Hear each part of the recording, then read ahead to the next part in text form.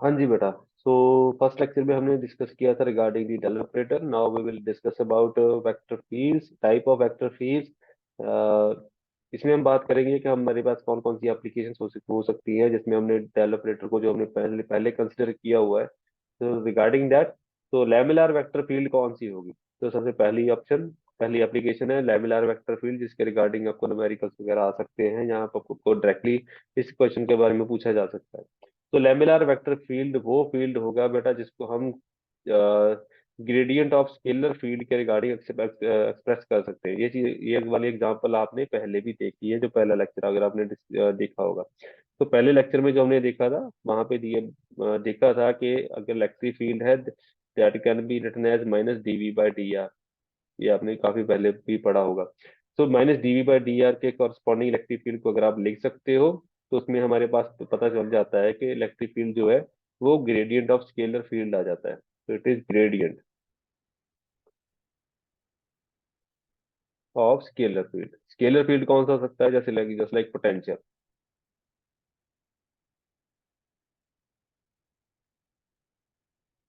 ठीक है जी। तो यहाँ पे कोई भी वेक्टर फील्ड जिसको आप ग्रेडियंट ऑफ स्केलर फील्ड की फॉर्म में लिख सकते हो, that is called a laminar field. Example आपके सामने है, इलेक्ट्रिक फील्ड जो है उसको आप पोटेंशियल की फॉर्म में लिख सकते हो, तो that is a laminar vector field. तो आपको इसके रिगार्डिंग डायरेक्ट न्यूमेरिकल आ जाते हैं। ठीक है जी। तो अगर आपको पूछ लिया गया है कि prove that this is a laminar field, आप पोटेंशियल का ग्रेडियंट लोगे, जो आपके पास स्केलर फील्ड होगा, तो आप उसको एक्सप्रेस करके दिखा दोगे, it will be with a negative sign. तो यहाँ पे आपके पास आ जाएगा।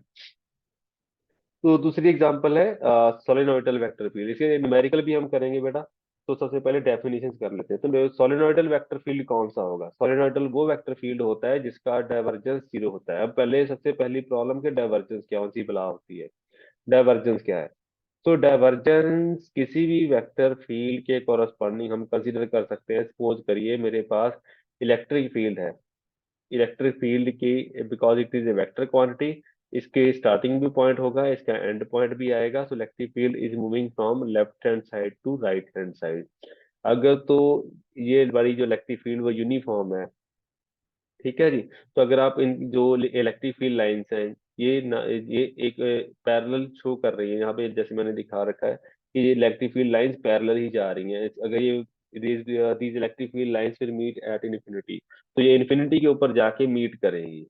ठीक है जी। तो दैट इज दी थिंग कि अगर वो इन्फिनिटी के ऊपर जाके मीट कर रही है, या फिर जब हम बोल सकते हैं कि वो हमेशा वो हम पैरेलल चल रही है, जिसको हम बोलते हैं कि ये इन्फिनिटी के ऊपर जाके मीट करेंगी। मतलब ये पैरेलल है, ये कभी भी मीट नहीं करेंगी। So they will not meet at all. So जिसके मतलब होता है कि इनकी डाइवर्जेंस जीरो है। डाइवर्जेंस या कन्वर्जेंस का कंसेप्ट ये होता है, अगर कोई दो लाइंस आपस में जुड़ रही हैं तो उसको हम बोलते हैं कन्वर्ज। अगर दो लाइंस आपस में बिखर रही हैं तो दैट इज कॉल्ड डाइवर्ज। तो कन्वर्ज एंड डाइवर्ज में इतना फर्क होता है। तो यहाँ पे जो हमारे पास कंसेप्ट है डाइवर्जेंस का है, तो इलेक्ट्रिक फील्ड जो होती है, अगर वो इलेक्ट्रिक फील्ड लाइंस पैरेलल चल रही हैं तो उसको हम बोलेंगे डाइवर्जेंस की क्या हो गई बेटा? जीरो हो गई।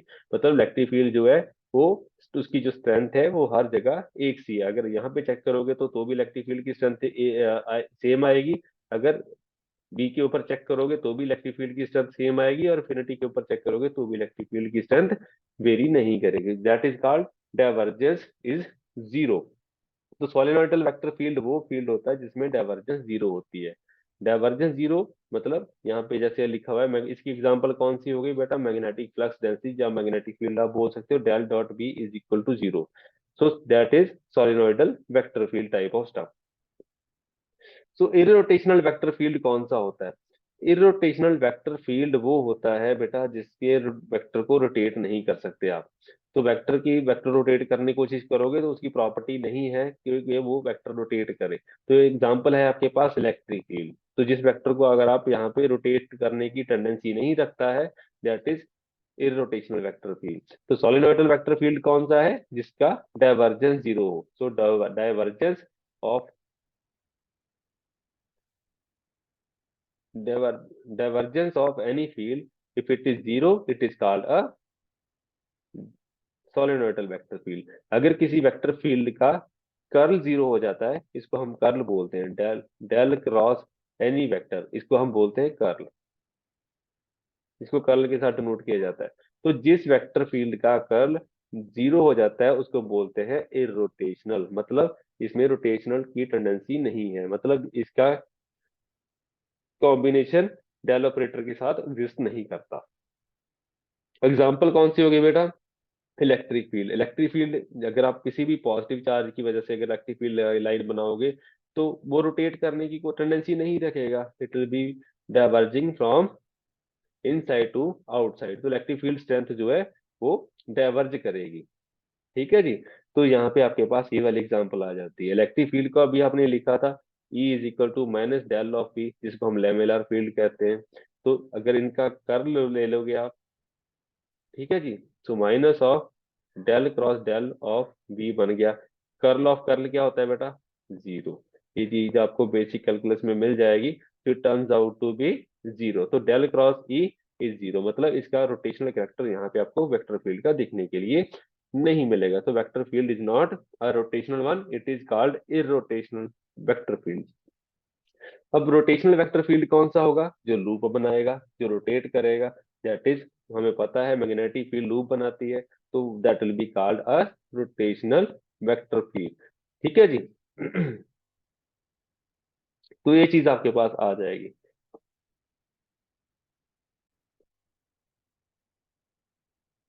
हाँ जी बेटा। Vector field it will be rotational if it's curl turns out to be non zero. यहाँ पे गलत लिखा हुआ है, it should not be equal to zero. Rotational vector field के कॉरेस्पॉन्डिंग इसका कर्ल नॉन जीरो एग्जिस्ट करेगा। तो एग्जांपल है आपके पास मैग्नेटिक फील्ड। तो अभी मैंने एक दो चीजें आपको सिखाई है यहाँ पे, ये चीजों को हम साइड पे लिख लेते हैं कि क्या क्या हो सकता है। Just like electric field, electric field की कॉरेस्पॉन्डिंग हमने हमें पता है कि इलेक्ट्रिक फील्ड जो होती है दैट इज डाइवर्जेंट थिंग। मतलब अगर सिंगल चार्ज की कॉरेस्पॉन्डिंग लिख के चलोगे तो इलेक्ट्रिक फील्ड के कॉरेस्पॉन्डिंग चार्ज जो है वहां से इलेक्ट्रिक फील्ड लाइंस डाइवर्ज करती हैं, तो इसके कॉरेस्पॉन्डिंग क्या रहेगा? डाइवर्जेंस जीरो नहीं होगी। सो मैग्नेटिक फील्ड जो होती है वो क्लोज लूप बनाती है। ठीक है, तो वहां पे डाइवर्जेंस क्या होनी चाहिए? जीरो के आसपास होनी चाहिए। तो ये वाला पोर्शन यहाँ पे आ जाता है। और मैग्नेटिक फील्ड के कॉरेस्पॉन्डिंग अगर आप देखने जाओगे, मैग्नेटिक फील्ड लूप बनाती है, तो कर्ल क्या होना चाहिए बेटा? नॉन जीरो होना चाहिए। ठीक है जी। अब इलेक्ट्रिक फील्ड इसका बिल्कुल उल्टा उल्टा बिहेव करती है। इलेक्ट्रिक फील्ड के कॉरेस्पॉन्डिंग लूप नहीं बनते तो कर्ल जीरो आएगा, और उसके कॉरेस्पॉन्डिंग डाइवर्जेंस जो है वो क्या हो जाएगा बेटा? नॉन जीरो हो जाएगा विद सम कंडीशन। ये चीज की कंडीशंस होती हैं, जैसे आपको मैक्सवेल कंडीशंस दी जाती है। मैक्सवेल कंडीशंस कौन कौन सी होती है? Del dot E is equal to rho divided by epsilon naught. अगर यहाँ पे चार्ज डेंसिटी एग्जिस्ट करती है तो ये नॉन जीरो रहेगा, अगर चार्ज डेंसिटी एग्जिस्ट नहीं करती तो ये जीरो हो जाएगा। सो डिपेंडिंग ऑन अगर के आपके पास जो चार्ज डेंसिटी है दैट इज जीरो, और नॉन जीरो आपके पास इलेक्ट्रिक फील्ड की वैल्यू आ जाएगी। तो ये चार तरह की कंडीशंस आपके पास यहाँ पे आ जाती है, इनको आप यहाँ पे लेके चल सकते हैं। ठीक है जी। तो वहां पे एक कंफ्यूज नहीं करना आपस में कि इलेक्ट्रिक फील्ड जीरो हो गई है कि नहीं है। वो आप बेसिक साइंस लगा के या बेसिक आप सेंस लगा के आप अपना काम चला सकते हैं कि आपको ये चीजें एग्जिस्ट करती हैं कि नहीं करती हैं। तो मैग्नेटिक फील्ड हमेशा लूप बनाती है, जो लूप में होगा that will be a rotational type of stuff, तो कर्ल नॉन जीरो आएगा, मतलब उसका कुछ ना कुछ रोटेशनल कैरेक्टर आपको देखने के लिए मिलेगा। इलेक्ट्रिक फील्ड में ये चीज आपको देखने के लिए नहीं मिलेगी। तो ये आपस में रिलेट करते हैं। और जो दूसरे वाला डाइवर्जेंस वाला है वो आपस में रिलेट करता है, वो आप देख सकते हैं। ठीक है जी। मैग्नेटिक फील्ड लूप बनाती है, उसकी वजह से क्या होगा बेटा? डाइवर्जेंस जीरो रहेगी, मोनोपोल एग्जिस्ट नहीं करते। मोनोपोल का मतलब हो गया north and south pole independently exist नहीं कर सकते, ये दोनों आपस में रिलेट करेंगे। तो दैट ये ऐसे न्यूमेरिकल्स भी आपको या सिंपल सिंपल कंसेप्चुअल क्वेश्चंस भी आपको देखने के लिए मिल जाते हैं, ये आपको आसानी से टिप्स पे होने चाहिए। अब बात करते हैं न्यूमेरिकल पोर्शन की। ये तो हो गया बेसिक कंसेप्ट का पार्ट। अभी न्यूमेरिकल आप कैसे हैंडल करोगे? न्यूमेरिकल है अभी इसी इन्हीं चीजों के ऊपर आपने हैंडल करने। ये सॉलिनॉइडल वेक्टर फील्ड कैसे हैंडल होती है? आपके पास कोई भी वेक्टर फील्ड दे दिया गया है, अगर वेक्टर फील्ड है तो सॉलिनॉइडल होगा। तो अगर सॉलिनॉइडल है तो आपके पास क्या आना चाहिए? Del dot F should be equal to zero. अब हमें यहाँ पे क्या है? हमें एक पैरामीटर फाइंड आउट करना है, so that this vector field is found to be solenoidal. तो हमने हमें पता है कि डेल डॉट एफ जीरो होगा तो ही सोलेनोइडल होगा, तो उस कंडीशन को हम यहाँ पे इम्प्लीमेंट करते हैं। अगर इम्प्लीमेंट करने की कोशिश करोगे तो डेल आपके पास curl by curl x, curl by curl y, curl by curl z, ये आपके पास सिंपल सा डेल डॉट एफ का एक्सप्रेशन आ जाएगा।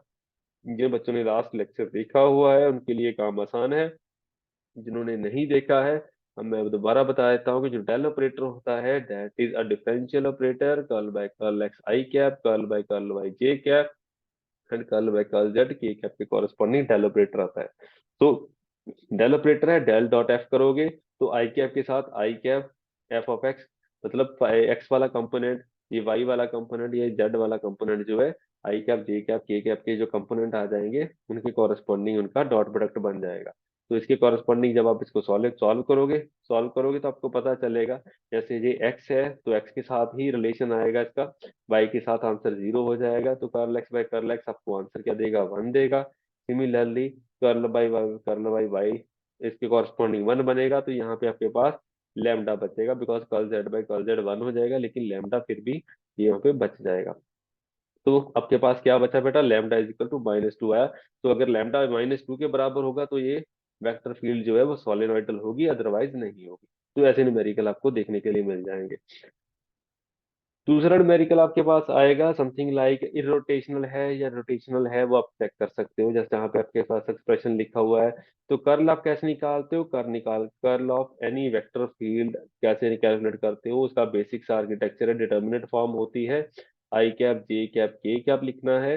कर्ल क्या होता है, डेल क्रॉस बी, तो एक आपके पास डिफरेंशियल ऑपरेटर होगा, एक पास दूसरा आपके पास वेक्टर फील्ड होगा। डिफरेंशियल ऑपरेटर की कौन कौन सी कंपोनेंट है, that is curl by curl x, curl by curl y and curl by curl z के कॉरेस्पॉन्डिंग।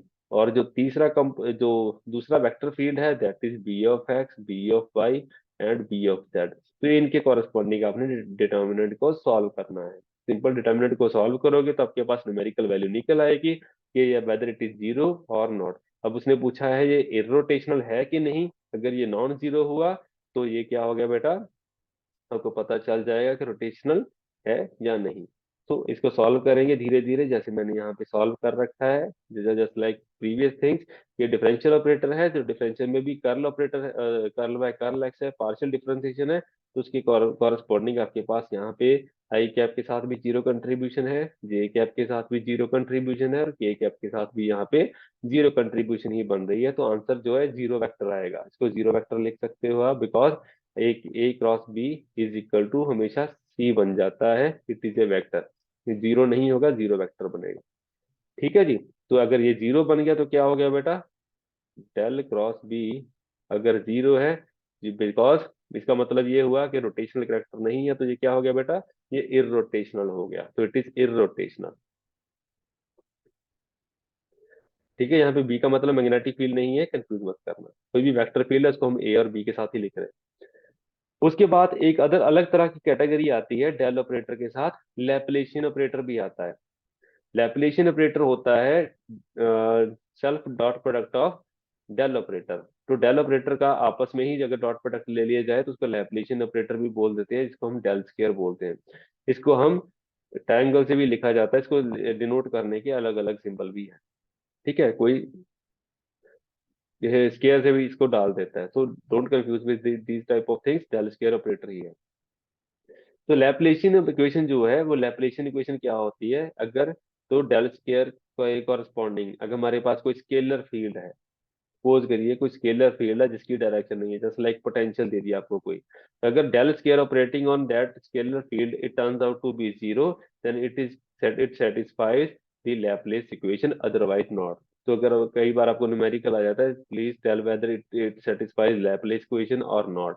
तो अगर लैप्लेस इक्वेशन सेटिस्फाई होती है या नहीं होती है, वो कैसे चेक करोगे, डेल स्क्वायर के साथ scale del square will be operating on the scalar field, and if it turns out to zero, then it satisfies Laplace equation, otherwise not। ठीक है जी। तो ये आप चीजें नोट कर सकते हो। तो न्यूमेरिकल कैसा लिखा हुआ है, न्यूमेरिकल यहाँ पे दे रखा है कि please find out the Laplacian of the given scalar field. यहाँ पे देख लीजिए स्केलर फील्ड लिखा हुआ है, तो उसी हिसाब से आपने डील करना है, ऐसा कुछ नहीं है, ये ग्रेडियंट की फॉर्म में ही रहेगा। लैप्लेशियन ऑफ द स्केलर फील्ड, तो स्केलर फील्ड मतलब कोई भी आपको फंक्शन दे दिया गया है, उसके कॉरेस्पॉन्डिंग आपने डेल स्क्वायर ऑपरेटर जो है उसको आपने यहाँ पे डिनोट किया हुआ है, उसको ऑपरेट करवाना है स्केलर फील्ड के ऊपर। तो लैप्लासियन ऑपरेटर क्या बन गया बेटा, डेल स्क्वायर क्या होता है, del square nothing but it is the self dot product, it will be curl two by curl x square, curl two by curl y square और curl two by curl z square के बराबर ही बनेगा। It is very simple. So अगर ये किसी function के ऊपर ऑपरेट करेगा, this is F of x, x y z दिया हुआ है, अगर इसके ऊपर ऑपरेट करवाएंगे तो curl two by curl x square इसके ऊपर ऑपरेट करेगा, curl two by curl y square भी ऑपरेट करेगा and curl two by curl z square भी ऑपरेट करेगा। जब इसको आप सॉल्व करोगे तो कोई ना कोई वैल्यू निकल के आपके आ जाएगी, चाहे न्यूमेरिकल है चाहे कोई फंक्शन की वैल्यू है। It will give rise to something non zero, मतलब इसका कोई फंक्शन एग्जिस्ट करता है, कोई वैल्यू एग्जिस्ट करती है। सो इसका लैप्लेशियन जो है, Laplacian of F of x y z जो भी आपका था is given to be 2x + 6z के बराबर आ जाएगा। तो यही चीज आपने निकाल के प्रूव करनी है। तो जो अभी आपका ऑप्शन वहां पे दिखता है, जो भी टिक करना चाहते हो वहां पे ओके लगता है उसको टिक कर सकते हो। तो ऐसे न्यूमेरिकल्स या ऐसी डेफिनेशंस आपको देखने के लिए मिल जाएंगी। तो सोलिनॉइडल वेक्टर फील्ड, उसके बाद irrotational vector field, rotational vector field, Laplacian operator हो गया। तो ये चीजें आपके पास देखने के लिए मिल जाएंगी। एक चीज और थी बेटा, लेमेलर वेक्टर फील्ड होता है। तो 1 2 3 4 ये पांच तरह, अलग अलग तरह के आपको फंक्शंस देखने के लिए मिल जाएंगे। इसके रिलेटेड न्यूमेरिकल्स आपको आ सकते हैं। तो thank you very much, see you next time.